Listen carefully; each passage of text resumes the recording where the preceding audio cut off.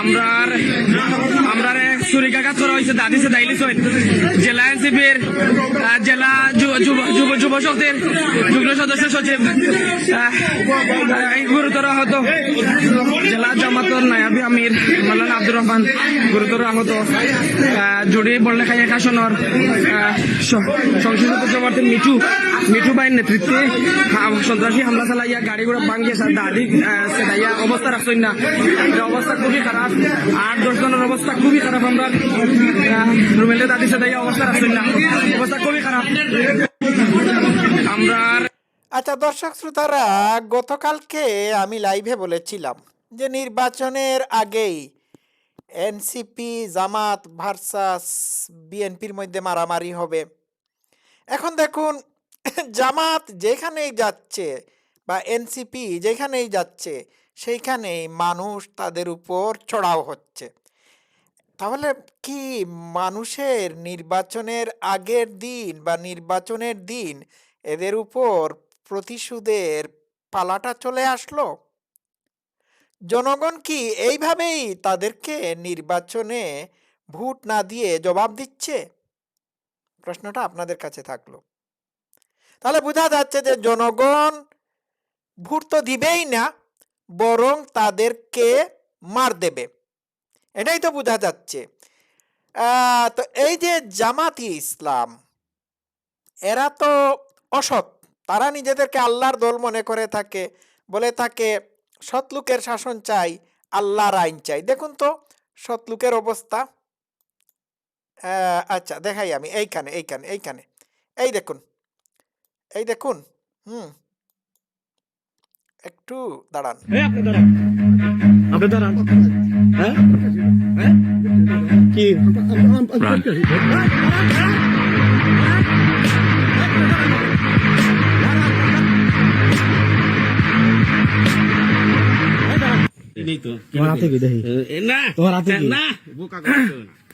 এই যে ভোট কিনবার আইছে, এই যে ওই দেখেন হাতে টাকা, ওই যে সামলা যাচ্ছে, এই যে ওই যাইতেছে। দেখতে পাচ্ছেন দর্শক শ্রোতারা, দেখতে পেলেন তো? ভোটারদের ভোট দেওয়ার মুঠেই আগ্রহ নাই। এই জন্য জামাত টাকা দিয়ে ভোট দিতে গিয়ে দৌড়ানি খেয়েছে জামাতের নেতা। বিষয়টা বুঝতে পারলেন? এই হচ্ছে এদের অবস্থা। জনগণ এদেরকে ভোট দিতে চাচ্ছে না। ঠিক আছে, এটা আবার চলে এসেছে, এটা আমি অফ করে দেই। হ্যাঁ, জনগণ এদেরকে ভোট দিতে চাচ্ছে না। তো আমি আবারও বলি সারা দেশব্যাপী এদের উপর মারামারি শুরু হয়েছে। আর এই নির্বাচনকে কেন্দ্র করে দেশব্যাপী এনসিপি ভার্সাস জামাত, জামাত ভার্সাস বিএনপি মারামারি, পিটাপিটি, ফাটাফাটি হবে। এই দেখুন না, আরেকটা ঘটনা ঘটেছে, এটি আমি দেখাচ্ছি।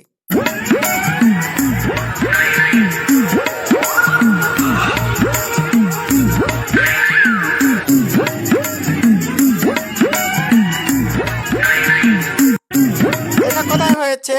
লঞ্চের ভিতর জামাত এবং বিএনপির মধ্যে স্লোগান নিয়ে মারামারি হয়েছে।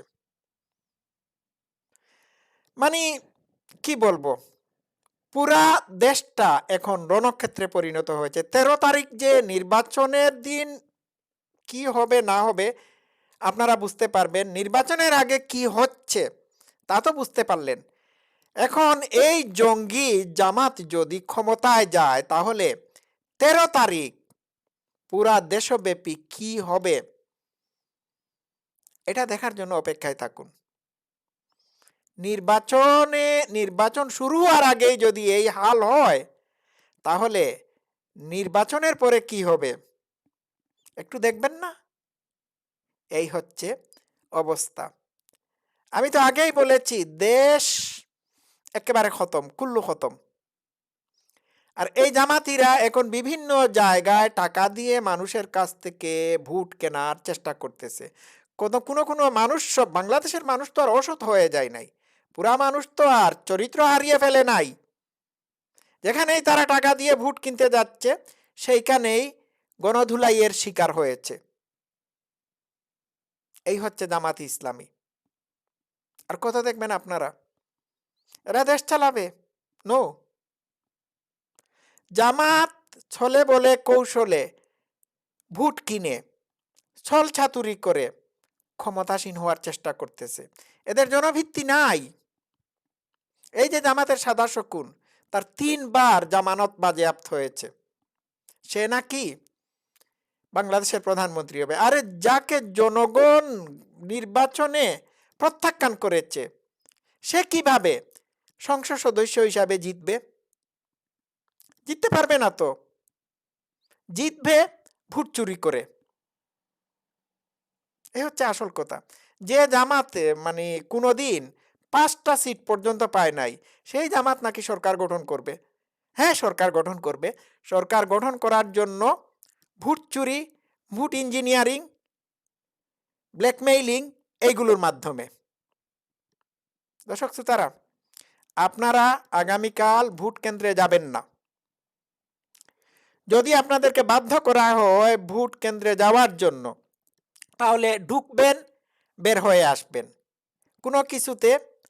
কোনো কিছুতে আপনারা টিক চিহ্ন দেবেন না, না চিহ্নও দেবেন না। ঠিক আছে? অথবা ভোট কেন্দ্রে গিয়ে আপনারা ব্যালট পেপার পকেটে করে নিয়ে আসবেন, অথবা ছিঁড়ে কুচি কুচি করে ওই ব্যালট বাক্সে ভরে দেবেন। এইটাই করতে হবে। আজকে এই পর্যন্ত থাকুক। সবাই ভালো থাকবেন। Love you all.